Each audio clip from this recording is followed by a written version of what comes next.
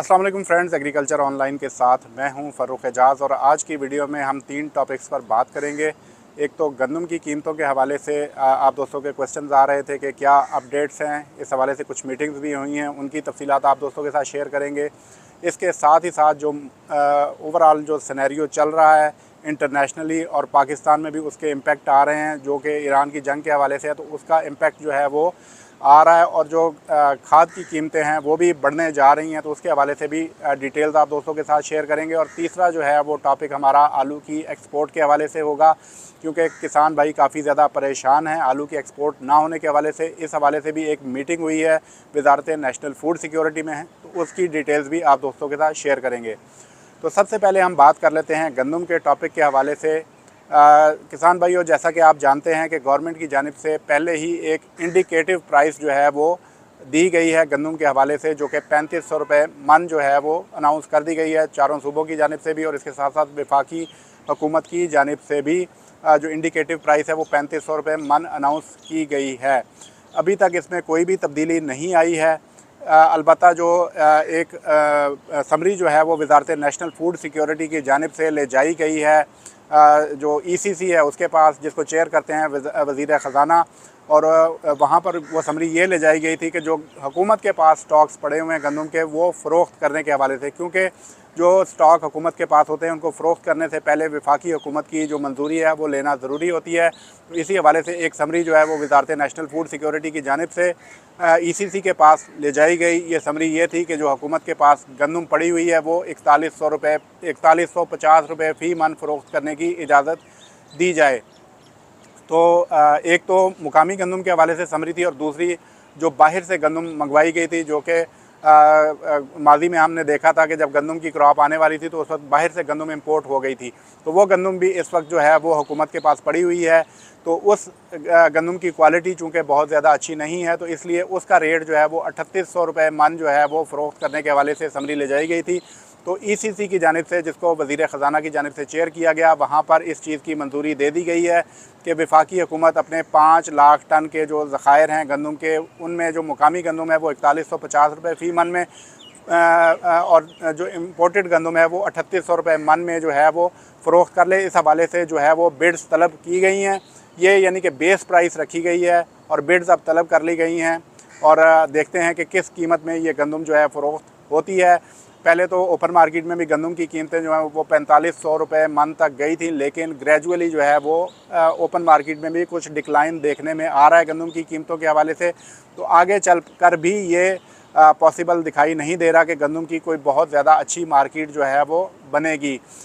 इससे कबल भी जो वफाकी हुकूमत की जानिब से मंजूरी ली गई थी ईसीसी की जानिब से, लेकिन अच्छी बोलियां मौसूल नहीं हुई थी वफाकी हुकूमत को, जिसके बायस ये गंदम फ़रोख्त नहीं हो सकी थी। तो अब एक मरतबा फिर जो है वो कोशिश की जा रही है वफाकी हुकूमत की जानिब से कि गंदम जो है वो फ़रोख्त की जा सके, ताकि अगर 4150 रुपये मन में भी हुकूमत जो है वो गंदम फ़रोख्त कर लेती है, तो उसके बाद 3500 रुपये मन में दोबारा ख़रीद कर स्टॉक कर लेगी हुकूमत। गंदम की ख़रीदारी के हवाले से अगर बात की जाए तो उस हवाले से भी कोई खातिर ख्वाह इंतज़ामात देखने में नहीं आ रहे। गो के हुकूमतों की जानिब से ऐलानात किए गए हैं कि वो गंदम की ख़रीदारी करेंगे, लेकिन वो क्वांटिटी कोई इतनी बड़ी नहीं है कि जो मार्केट पर कोई इम्पेक्ट डाल सके। ओवरऑल जो है वो 62 लाख टन के जो ज़ख़ायर हैं वो चारों सूबों और वफाकी हुकूमत की जानिब से ख़रीदे जाएंगे, जिसमें से 30 लाख टन जो है वो पंजाब हुकूमत की जानिब से ख़रीदारी की जाएगी। और अगर ओवरऑल देखा जाए तो कहा जा रहा है कि गंदम की इस साल भी बम्पर क्रॉप आएगी, और अगर गुज़श्ता साल के अदाद शुमार को देखा जाए तो 2 करोड़ 90 लाख टन जो है वो गंदम पैदा हुई थी गुज़श्ता साल। तो 2 करोड़ 90 लाख टन को ही अगर हम मान लें कि इतनी ही पैदावार होगी, तो उसमें से अगर 63 या 62 लाख टन गंदम ख़रीद भी ली जाती है तो उससे भी किसानों को कोई बहुत ज़्यादा फ़ायदा होने वाला नज़र नहीं आ रहा।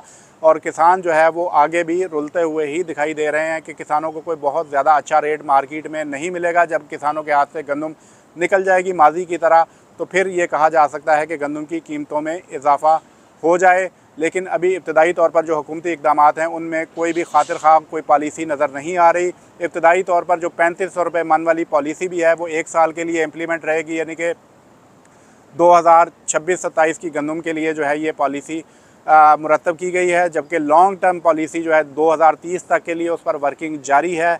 वजारत नेशनल फूड सिक्योरिटी में वो भी कुछ माह में फ़ाइनलाइज़ कर ली जाएगी। अब देखते हैं कि उस पॉलिसी में क्या आएगा। जो भी तफसीलात आएंगी वो आप दोस्तों के साथ शेयर करेंगे। दूसरे नंबर पर अब बात कर लेते हैं हम खाद की कीमतों के हवाले से। जैसा कि आप जानते हैं कि ईरान में जो जंग की सूरत हाल है और उसके बायस जो है वो पेट्रोलियम मसनूआत की कीमतों में भी इजाफा हो गया और इसके साथ साथ जो गैस की सप्लाई लाइन है वो भी मुतासिर हुई है। कतर से जो LNG आती है पाकिस्तान में, उसकी सप्लाई लाइन भी बहुत ज़्यादा मुतासिर हुई है। तो फौरी तौर पर हुकूमत की जानिब से जो है, क्योंकि रमज़ानुल मुबारक भी चल रहा है, तो घरेलू सार्फिन को रिलीफ़ देने के लिए जो खाद के कारखाने थे उनकी गैस जो है वो फौरी तौर पर मुअत्तल कर दी गई है, ताकि जो घरेलू सार्फिन हैं उन्हें रिलीफ़ दिया जा सके। तो खाद के कारखानों की जो गैस है उसको बंदिश के बायस जो है वो मार्केट में खाद की कीमतें इंक्रीज़ होने का ख़दशा बढ़ गया और इसके साथ साथ जो पेट्रोल की कीमतों में भी जो इजाफ़ा हुआ है, 55 रुपये फ़ी लीटर इजाफ़ा कर दिया गया है, उसका भी इम्पेक्ट खाद पर आएगा, क्योंकि ट्रांसपोर्टेशन चार्जेस जो हैं वो बढ़ जाएंगे। तो किसान भाइयों को यही मशवरा होगा मेरा कि फ़ौरी तौर पर अपनी ज़रूरत की जो खाद है वो कम अज़ कम लेकर रख लें, क्योंकि आगे जो दीगर फसलें हैं उनकी काश्त का वक्त भी आ रहा है, क्योंकि गंदम की कटाई के फ़ौरन बाद जो है वो दीगर कॉटन और गन्ना जो है वो उसकी काश्त का आगाज़ हो जाएगा। तो किसान ज़्यादा महंगाई से बचने के लिए इस वक्त ये कर सकते हैं कि अपनी ज़रूरत की खाद जो है वो फौरी तौर पर परचेज़ कर लें। एक्सेसिव बाइंग ना करें, सिर्फ अपनी ज़रूरत की जो खाद है वो ज़रूर परचेज़ कर लें। तीसरे नंबर पर अब बात कर लेते हैं आलू के हवाले से। आलू के काश्तकार भी काफ़ी ज़्यादा परेशान हैं।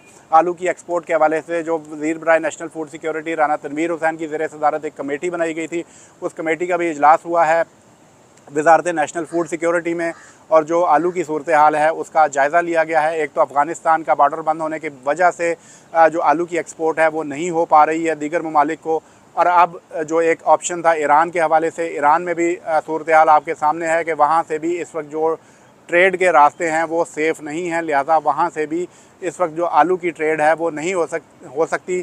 तो अब हुकूमत की जानिब से जो चाइना का रूट है उसको एक्सप्लोर किया जा रहा है और उस पर वर्किंग की जा रही है कि वहाँ से आलू की एक्सपोर्ट को मुमकिन बनाया जा सके, लेकिन ये भी कोई इतना जल्दबाजी में मुमकिन होता हुआ दिखाई नहीं दे रहा।